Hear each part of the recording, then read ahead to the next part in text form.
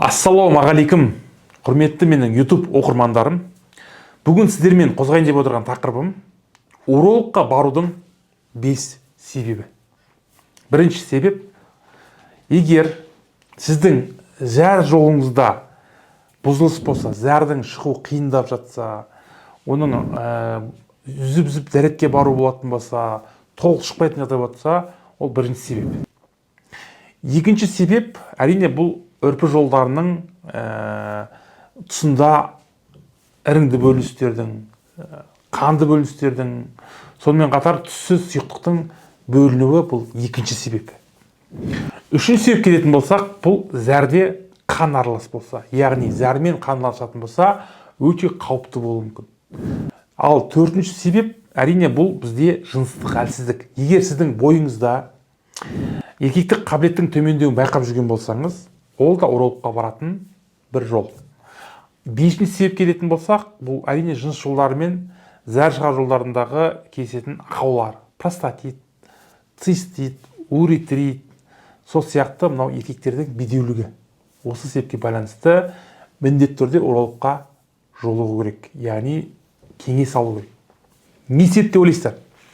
Олай болса, қазір жеке-жеке толығып кетеміз. Бірінші себеп зәр шығарудың бұзылысы. Қалыпты жағдайда адам зәрді қалыпты деңгейде шығару керек, яғни напор дұрыс болу керек. Зәр шыққанда ешқандай ауру сезім болмау керек. Яғни уақытында әр 6-8 сағат сайын еркек адамнан зәр бөліну керек. Енді осы жағдай бұзылатын болса, әрине ол не болуы мүмкін?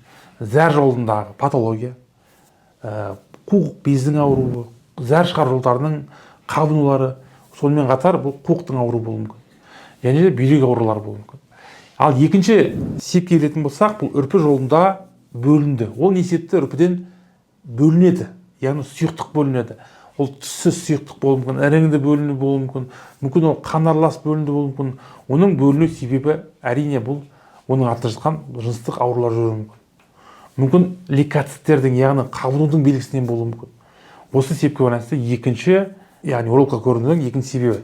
Өйткені ол ары қарай жүре беретін болса, еркек адамдардың жыныс жүйесіндегі структураға алып келуі мүмкін. Ірің аға беретін болса, ол жер ертең шірейді, ертең ол жер тарылады, ол жерден зәрдің шығуы қиындайды.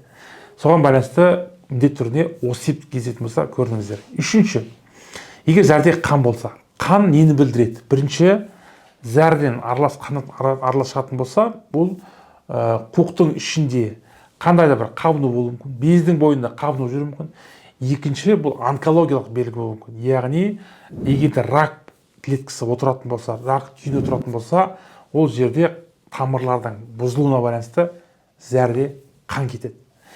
Сонымен қатар, егер қан мынау бүйрек жолдардан тас қосылатын болса, тас осы жолдарды, зәр жолдарын зақымдайтын болса, осы себептен де зәрде қан кездесуі мүмкін.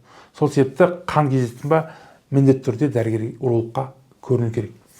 Және төртінші себеп, жыныстық әлсіздік, яғни еркектің күш қуаты төмендеп жатса, төсекте әлсіреп жатсаңыз, таңғы эрекциясы болмай жататын болса, егер сізде әйеліңіз сізге қанағаттанбай жатса, егер өзіңізге көңіліңіз толмай жататын болса, міндетті түрде дәрігерден тексеріп өту керек. Өйткені бұл импотенцияның бастапқы сатылары болуы мүмкін.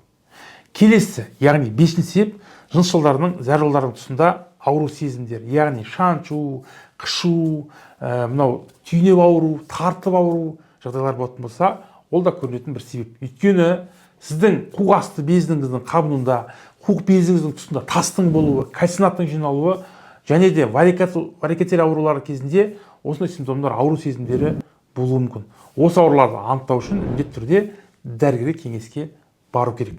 Құрметті оқырмандарым, бүгінгі сіздерге осы видеом ақпаратын пайдалы болған болса, астына комментарий жазып, өз пікіріңізді қалдырыңыз. Келесіде қандай видео шығарғанымызды қалайсыздар. Аман сау болыңыздар, ауырмаңыздар.